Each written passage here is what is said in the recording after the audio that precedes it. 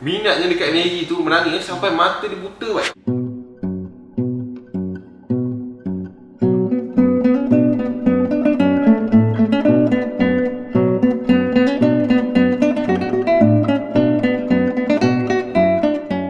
Alright guys, Assalamualaikum, welcome back to my channel. Minggu ni kita nak cerita pada aku peminat anime dekat Malaysia ni ramai. Kan Kimi. So aku percaya ada kelas-kelas diorang tersendiri. And then aku bawa lah yang pakar pasal anime. Diorang suruh aku cakap pasal anime, tapi aku tak adalah tahap yang tahu sangat. Boleh dah sikit-sikit, tapi aku percaya Kimi lebih tahu sebab dekat konten dia pun itu adalah yang utama kan. Tapi sebelum tu macam biasalah, korang kalau suka video ni boleh like, tekan share, boleh subscribe dan tekan bell notification. Siapa-siapa yang baru kat sini nak tengok video sebelum ni, tekan playlist dekat atas sana. Okay, so kalau korang nak tahu apa yang kita nak cakap, korang kena layan lah sampai habis. And kita orang nak cakap hari ni, adakah umur-umur macam kita ni sesuai lagi tengok kartun? Sebab ada orang tak faham anime tu apa, dia orang anggap benda tu kartun. Alright, so macam Kimi sendiri, apa yang Kimi ketengahkan dekat kau punya channel lah? Okay, first, this is Kimi Scoberto. Hi guys.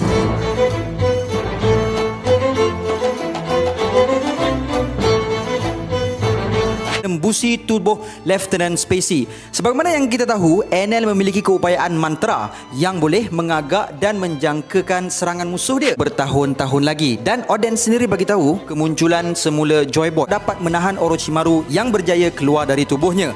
Muncullah ada Itachi yang berjaya seal Orochimaru. Itachi yang telah nazak akhirnya meminta maaf kepada Sasuke dan dia pun mati. And overpower clan dalam Naruto. Yes, it is the Otsutsuki clan. Actually bukan keseluruhan clan tu lah, but Ishiki Otsutsuki. Pada pandangan aku lah, untuk anime ni, orang tak kisahlah dia umur berapa pun, dia punya apa tu, nak minat tu bila lah, peringkat sosial dia kan, tak kisah. Pasal dalam anime ni apa yang aku faham, dia ni lebih kepada apa, menceritakan kehidupan. Yang mana kau boleh relate kat dalam kehidupan kau sebenar. Faham? Contoh macam One Piece sendiri. Contoh sebelum ni aku ada layan Dragon Ball masa kecil-kecil kan. Macam Dragon Ball ni dia lebih kepada apa, menceritakan tentang macam mana Goku nak lawan dengan musuh-musuh dia. Tapi untuk One Piece yang sekarang aku tengah layan ni, dia lebih kepada menceritakan perjalanan hidup seseorang untuk mencapai impian dia. Macam kita semua mesti kita ada impian kita. Betul. Tapi how kita nak capai impian tu kat situ. Luffy ni dia macam sama macam yang aku sekarang buat kan. Dalam nak capai impian itu, dia kena ada apa tu, orang kata struggle dia, satu circle dia, kawan-kawan dia yang mana mungkin dia tak nak capai seorang-seorang kalau dia alone kan. Mesti dia nak kena ada arkeologis macam Nico Robin, nak kena ada Jinbe yang pandai dalam bahagian-bahagian yang tertentu lah. Macam tu lah. So maknanya kalau kita nak ke arah sesuatu tu, mungkin kita tak ada benda tu, orang lain ada. So dia macam saling melengkapi kan. Macam One Piece sendiri, kalau walaupun orang kata lemah-lemah usup tu pun kan, dia masih lagi bersama sebab dia tahu ada benda yang dia boleh gunakan dekat usup kan. So itu antara orang cakap salah satu tempat yang kita kena pandang another side of anime ni. Sebab aku ada baca macam komen dekat YouTube kan, macam orang kata, kau ni umur dah tua tapi tengok lagi kartun. Sebab aku ada kawan yang umur dah 30 lebih, dah ada anak 2-3 orang, duduk dengan anak tengok anime. Sebab kita tahu anime punya episod bukan macam drama kan, berbelas episod habis. Diorang ratus, ada yang makan sampai 10 tahun kan. Macam yang One Piece lah, kita kan One Piece dah 20 tahun, sekarang dah 22 tahun dah. 22 Still tahun ongoing. Itu belum habis, 20 tahun dan seterusnya. Okay, macam Kimi sendiri, kau nampak adakah something good untuk kita layan anime, ataupun ada orang kata buang masa kan? Itu masing-masing, tapi pada kau sendirilah yang kau teliti pasal anime ni, apa kau boleh cakap? Depends on individual tu juga, apa yang dia nak capai in dia reality kan. Macam aku tengok tu One Piece ni, aku nak dapat banyak pengajaran kat situ lah. Yang salah satunya adalah friends, kawan. Kita kalau macam dalam apa tu, satu orang kata apa, idiom ada orang bagi tahu kan, kalau nak gerak cepat jalan seorang, kalau nak gerak jauh dengan kawan-kawan.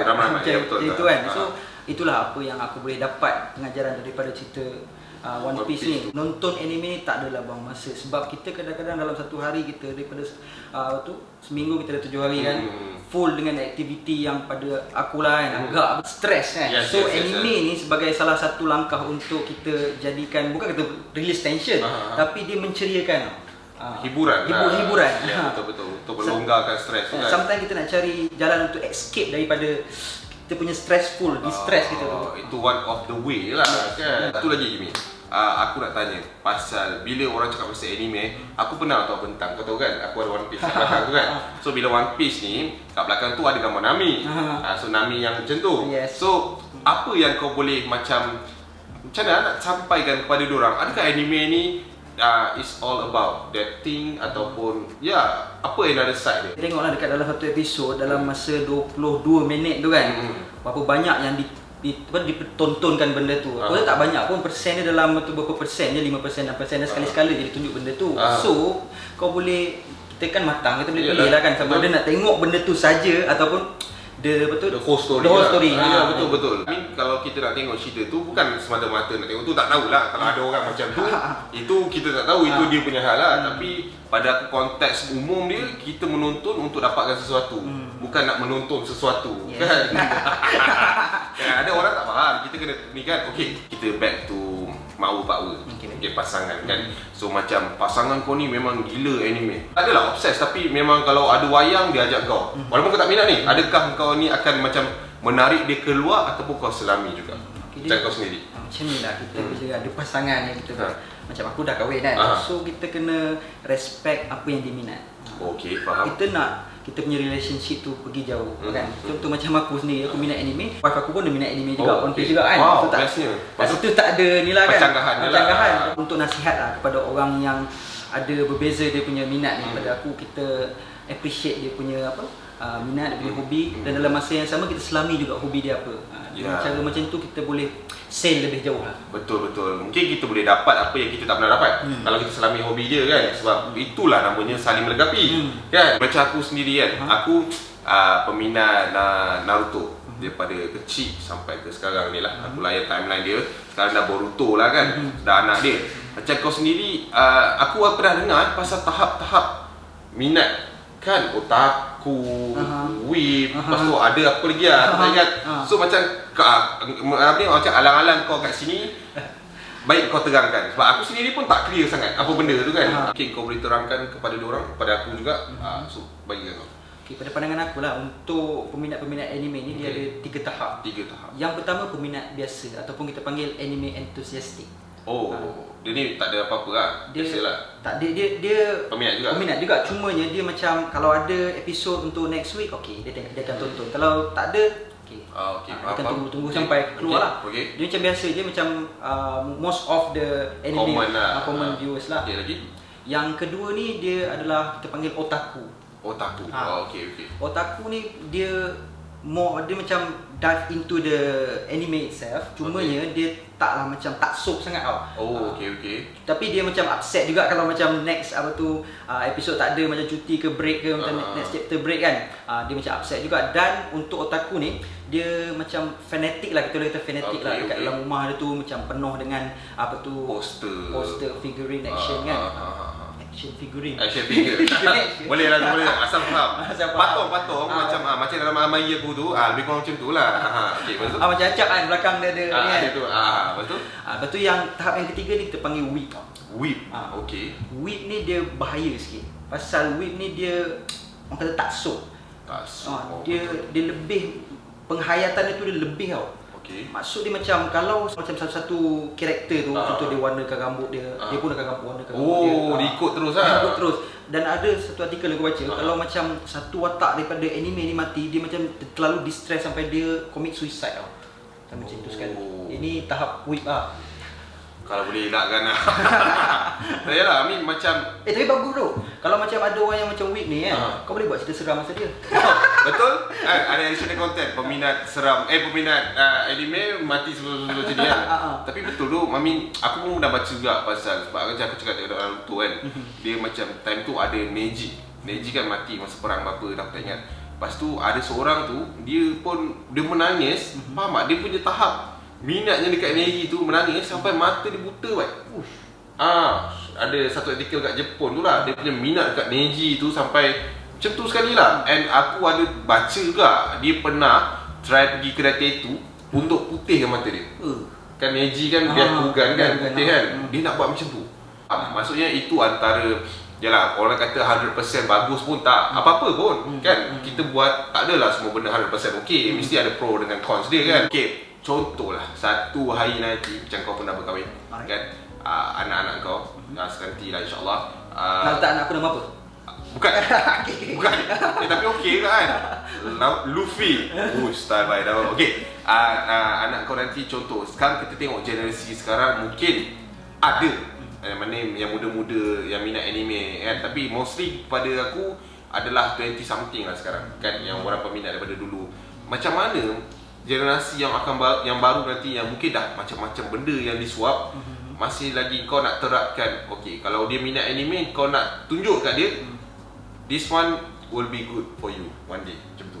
One Piece ni lah. One Piece ataupun apa-apa anime lah yang dia akan minat pada masa akan datang lah, pada kau sendiri. Aku kalau aku nak introduce pada generasi baru anime apa yang sesuai, macam aku sendiri aku tengok One Piece, aku akan bagi tahu lah dia punya pengajaran dia, apa kisah dia, perjalanan hidup dia semua tu, yang mana boleh suit kau punya apa tu perjalanan yang akan datang, yang kau tempuhi akan datang. So sedikit sebanyak benda ni macam boleh bagi pengajaran kat diorang lah. Oh, okey. So diorang boleh apply juga dalam kehidupan sendirilah. So pada aku lah, ini secara rambang, anime adalah something, it's not just a cartoon. Tapi kalau another side ataupun kita masuk dalam lagi, benda tu ada sesuatu kan, ada sesuatu. Ada orang cakap mungkin aku letih tu nak layan daripada episod 1 sampai 1000, mungkin masa episod ke 500 boleh nak minat, takkan dia nak tengok daripada nombor 1. Tapi pada aku, permainan anime ni power, sebab kadang-kadang orang yang layan baru tengah-tengah, dia dah boleh tahu dah secara kasarnya apa yang jadi sebelum ni. Betul tak? Betul. Macam Naruto banyak gila flashback kan, daripada Hokage pertama tu dah mati, lepas tu hidupkan balik, Kabuto hidupkan balik, dia throwback zaman dia dengan apa tu semua. So pada aku anime punya permainan is not macam dia tak bagi peluang untuk penonton dia tahu apa yang sebelum ni. Mungkin sebab dia pun tahu lah kot mana ada orang nak layan. Contoh satu punya episod mungkin 2005, 2006, sekarang dah 2020 kan. So dulu punya grafik mesti lagi bodoh daripada sekarang kan. Sekarang dah lebih cantik. So evolution untuk anime tu sendiri, pada aku semua orang memang boleh dalami. Ini pada aku lah. Memang aku kan, kau pun aku rasa mengaku dalam anime still ada dia punya keburukan. Tapi kenapa kita nak tengok yang situ kan? Pada pandangan aku lah, orang yang suka tengok pada keburukan, sebenarnya hati dia tu yang buruk. Ada masalah. Ada masalah sikit. Betul. Bila hati kita buruk, kita akan nampak benda yang buruk, fikir benda yang buruk, last kali kita sampaikan benda yang buruk. Ya, betul. Apa-apa hal sebelum kita start tu, kita kena tahu apa hal kita tengok. Apa yang kita nak daripada anime tu sendiri. Tak kisahlah anime ke ataupun apa-apa cerita pun kau tengok kan. I mean kalau kau tengok macam contohlah, ini kasar sikit kau tengok filem sebab kau nak tengok pelakon perempuan tu boy apa semua, dia akan jadi salah. Betul. Kan sebab itu je yang kau nak tengok. Sama juga macam anime. Kalau kau nak tengok contoh macam aku cakap Nami tu kan, kau nak tengok dia berpakaian macam tu untuk masalah hati kau sendiri, dia akan jadi macam tu lah. So pesanan kau lah last, macam mana dia orang nak tak payah sampai ke tahap whip, ataupun macam mana nak tengok anime ni secara berhemah, kau boleh bagi kat dia orang. Alright, last pesanan aku harapkan korang yang tengok anime ni, korang jadikan apa-apa yang baik tu sebagai pengajaran dalam hidup korang, yang korang boleh mungkin develop lebih bagus di masa hadapan kan. Dan mungkin apa-apa yang buruk daripada anime ni korang boleh jadikan sebagai satu, orang kata apa, pengajaran, sebagai satu sempadan, pedoman hidup kau, supaya benda tu tak akan berlaku dalam hidup kau, ataupun kau tak repeat kesilapan yang dia buat. Sebab bagi aku memang banyak gila pengajaran dalam cerita anime yang aku tengok sekarang, One Piece ni. Dan last sekali, hargai kau punya friendship. Uish, dah bagi moral lupa.